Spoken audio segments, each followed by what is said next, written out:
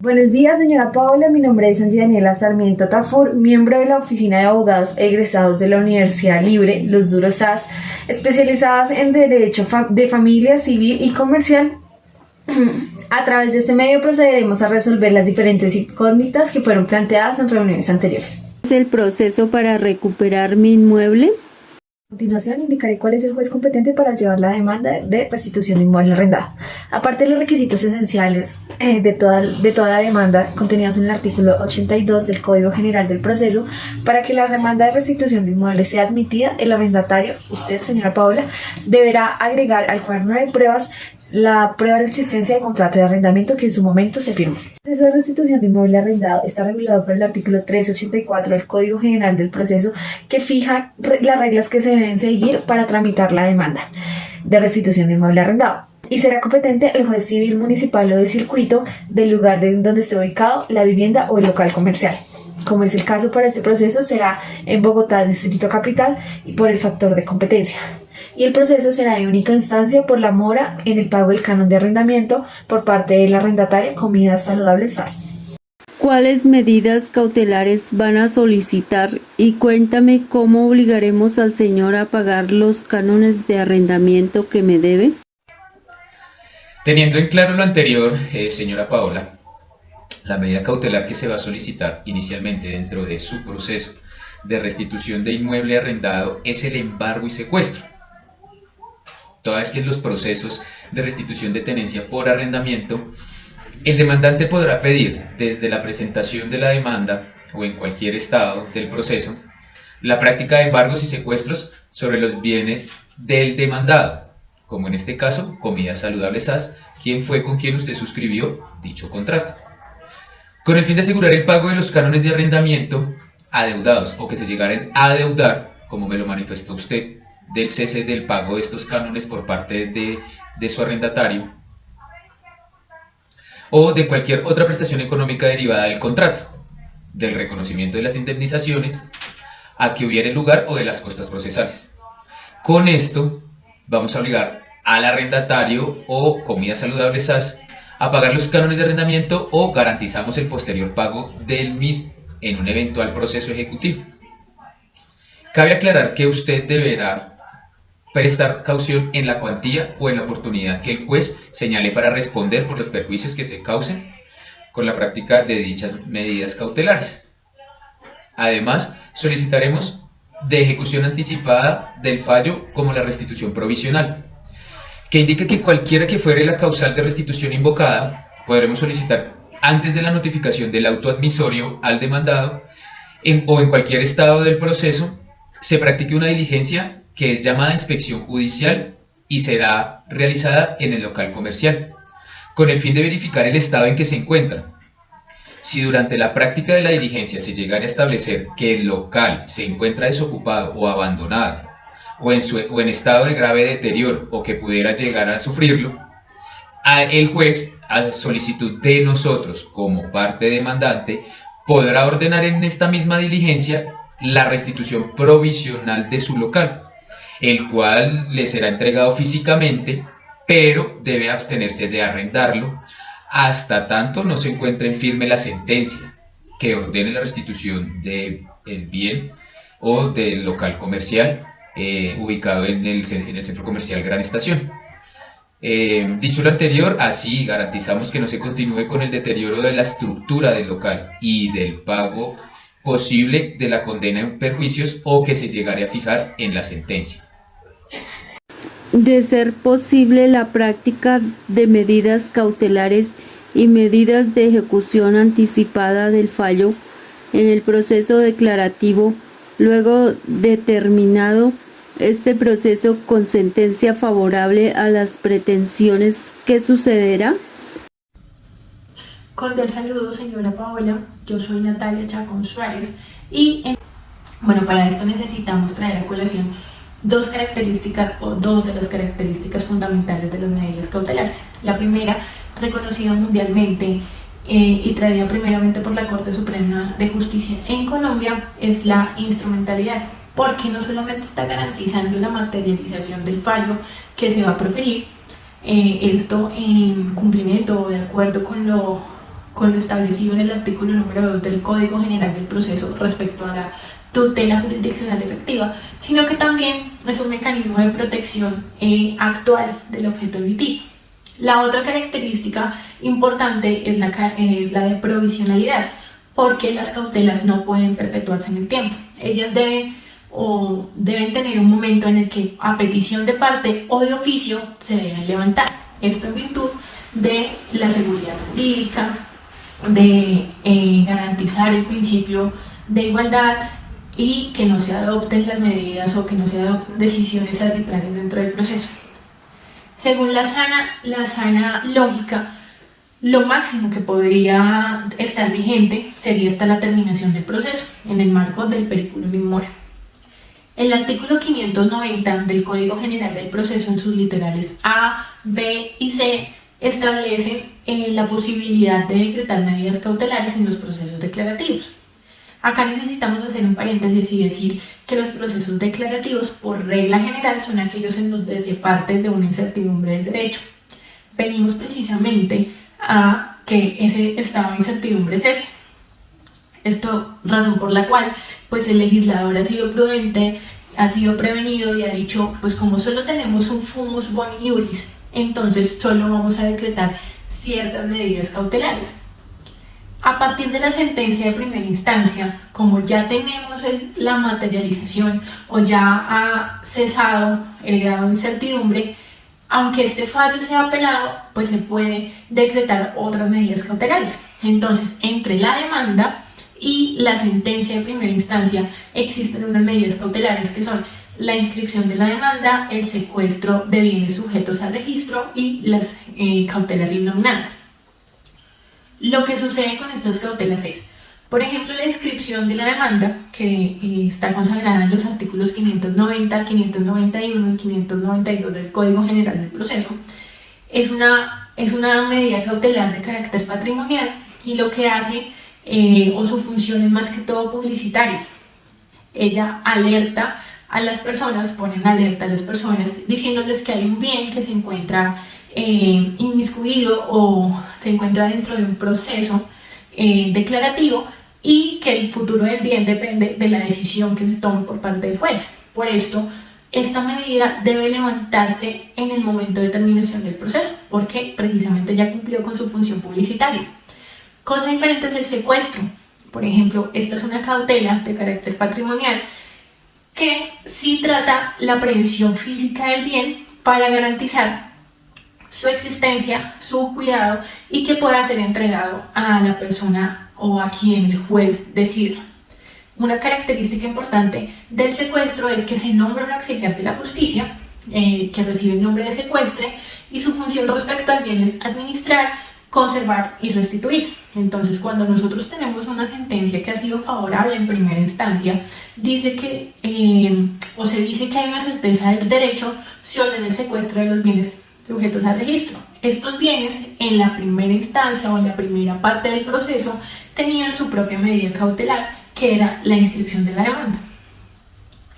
Pero, por ejemplo, el embargo, que es en sí la más importante de las medidas cautelares, porque está generando la inmovilización jurídica del bien, aunque no saca el bien del comercio, digamos que sí es nula su venta, a no ser que el juez esté dando una autorización, a no ser que se tenga una autorización judicial y además se tenga un aval del acreedor. En los procesos declarativos, el embargo es una cautela excepcional, solo procede para aquellos donde realmente se está discutiendo la responsabilidad civil contractual y extracontractual, de acuerdo a lo establecido en el artículo 590 del Código General del Proceso. Y ahora las medidas cautelares innominadas pues han sido unas medidas que han permeado varias ramas. Por ejemplo, está contenida en el CEPACA en su artículo 229, está contenida en el artículo 590 del Código General del Proceso, incluso está en la ley 1563 en su artículo 32. Al momento de solicitar, la cautela no tiene ningún nombre, solamente procede a petición de parte, pero cuando se va a invocar, la persona o la parte que le invoca sí debe ponerle un nombre que debe coincidir con lo que se está pretendiendo.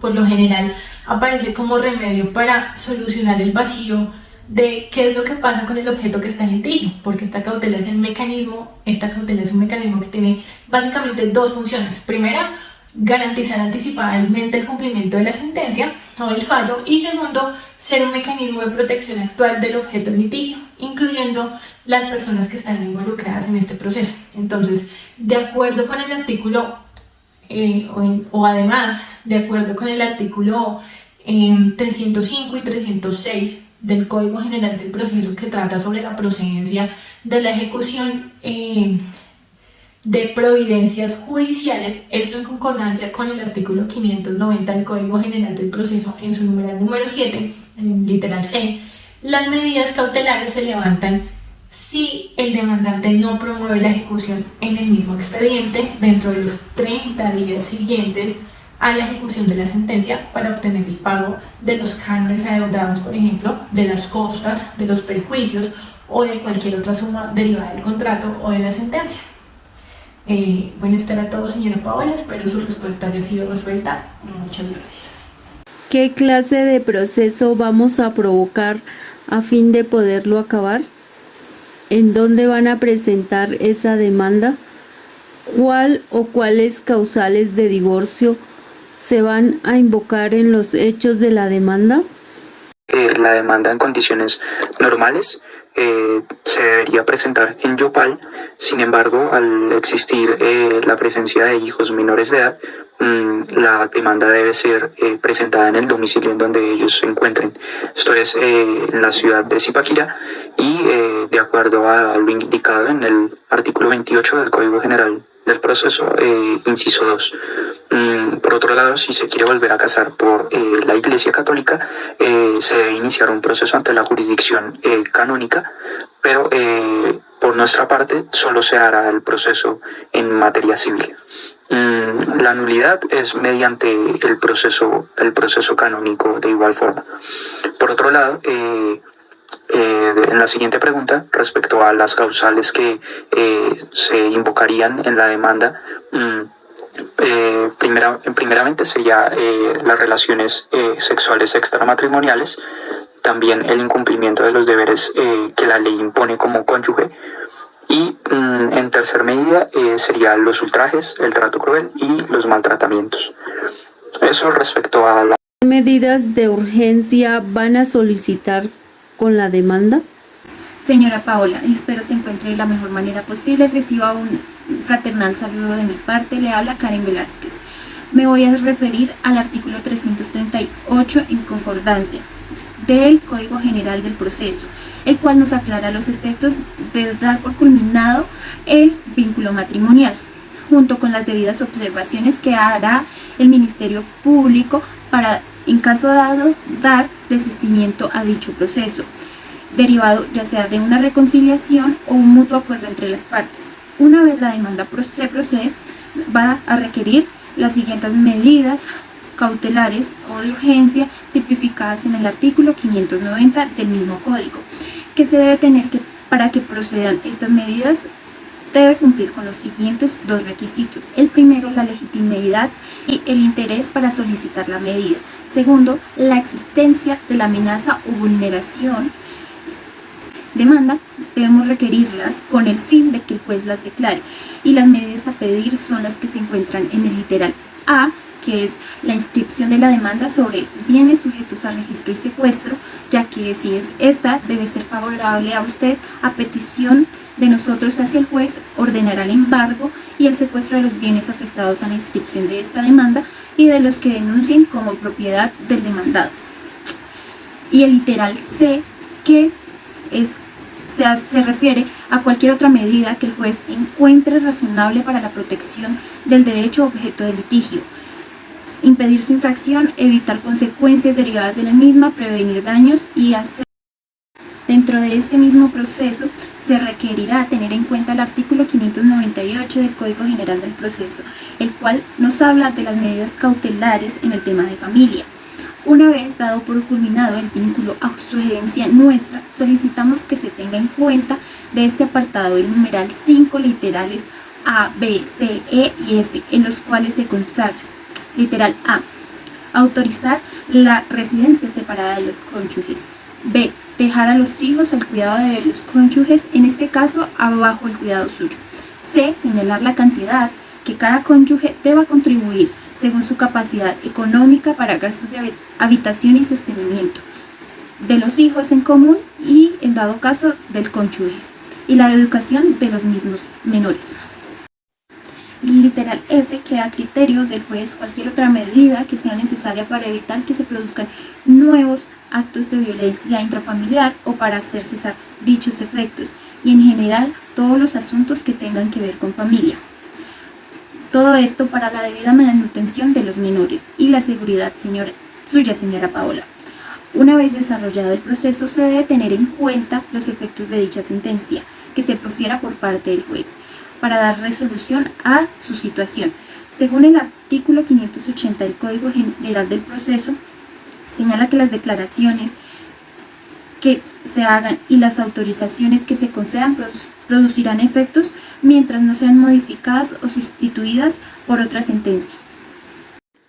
Ahora, con el tema de la pandemia, aislamiento por COVID-19, ¿cómo están haciendo los abogados para presentar las demandas? A través del decreto 806, el Ministerio de Justicia dispuso una serie de medidas para implementar las tecnologías de la información y la comunicación en las actuaciones judiciales. Todo esto se hizo para agilizar los procesos y flexibilizar la atención a los usuarios al servicio de la justicia. En el marco del estado de emergencia por la pandemia del COVID-19, las autoridades judiciales darán a conocer en su página web o los canales oficiales de comunicación e información mediante los cuales presentarán sus servicios, así como los mecanismos tecnológicos que emplean. En Bogotá, Distrito Capital, la presentación de la demanda se realizará de manera virtual a través del URL www.procesojudicial.ramajudicial.gov.com/demanda en línea, en la cual el usuario deberá registrar los datos completos de la demanda y deberá cargar los documentos que hagan parte de ella. Todo esto se hace en formato PDF según las condiciones establecidas por el manual de usuarios. Para que la demanda sea admitida, deberá correr traslado de notificación a los demandados para que ellos conozcan el proceso que se va a iniciar en nombre de ellos. Como bien saben, tengo 2 niños a mi cargo. Especialmente me referiré al menor Jaimito, ya que con él debo tener mucho cuidado. Entonces quiero saber si debo acudir al juzgado o lo hará solo mi representante. En caso de que si me toque asistir a alguna audiencia, ¿esta se llevará a cabo de manera presencial o virtual y por qué razón tengo que estar? Disculpe mi inquietud, pero es la primera vez que me veo implicada en un proceso judicial. Señora Paola, en el caso del contrato de arrendamiento, este es un asunto de derecho comercial y es un asunto que puede ser conciliable. Entonces, para la audiencia de conciliación, obligatoriamente tiene que asistir porque es con usted y la parte involucrada quienes van a llevar a cabo un común acuerdo. La audiencia de conciliación se regula en la Ley 604 del 2001, que estableció este sistema de conciliación basado en un intento de acuerdo entre las partes como requisito para acudir al aparato judicial. La conciliación debe intentarse en procesos declarativos, como es el caso, y el trámite ordinario o abreviado, salvo si el proceso de expropiación y procesos divisorios. Es viable la conciliación dado que ésta termina el conflicto y evita un proceso. Si las partes ya están en él, lo termina y pone fin al litigio. Respecto al caso de familia, también se puede solicitar una conciliación, es única audiencia, donde debe participar obviamente el conciliador, la parte solicitante, el solicitado, y se hace de manera virtual, por streaming. El tercero debe ser un conciliador neutral y calificado que ayuda a concretar las diferencias y a llegar a un común acuerdo. De manera procesal, pues se verifica que el curso del proceso en carácter de forma obligatoria o forzada, según el artículo 101 de la Ley 446 de 1998. Entonces, la actuación judicial respecto al caso de familia se cumplirán de la siguiente forma. La primera es oral, la segunda pública y la tercera en audiencias. La etapa escrita pues es la presentación de la demanda, el reparto ante el secretario del despacho, el plan de justicia digital que se anexa un CD con copia de la demanda y deben consignarse las direcciones electrónicas. Una vez ingrese al juzgado civil, municipal o de familia, se debe mirar si la demanda cumple sí o no con los requisitos. Si no cumple, pues es rechazada y se debe subsanar. Si es aceptada, se ordena la notificación al demandado y o al Ministerio Público y al Defensor de Familia. Se ordenan las medidas cautelares ya mencionadas anteriormente y entonces se mira si se puso excepciones previas y si se da el trámite regulado en el artículo 100 y 102 del Código General del Proceso. Si el demandado contestó, y entonces se fija fecha para celebrar la audiencia y se empieza la etapa oral y por audiencias. La primera audiencia inicial, está reglamentada en el artículo 107 del Código General del Proceso. Se puede en esa audiencia llegar a la conciliación. En el artículo 372, numeral 6 del Código General del Proceso está reglamentada. Si se llega, pues se da un acta de acuerdo y luego la sentencia. Si no se da la fijación del litigio, el control de legalidad y el decreto de prueba, que también está en el artículo 372, y luego la audiencia de instrucción y juzgamiento en el artículo 370. En las audiencias iniciales es fundamental su asistencia, señora Paola, ya que en esta se puede llegar a la conciliación por alguna de las partes, si están de acuerdo, claro está, y se tiene que tener en cuenta que esté de acuerdo con lo que oferta la contraparte. Si no es así, pues ya se da la audiencia de instrucción y juzgamiento, en la cual ya no es necesaria su presencia porque allí decide el juez. No es de mutuo acuerdo, sino solamente lo que decida. Muchas gracias y que tenga un feliz resto de día.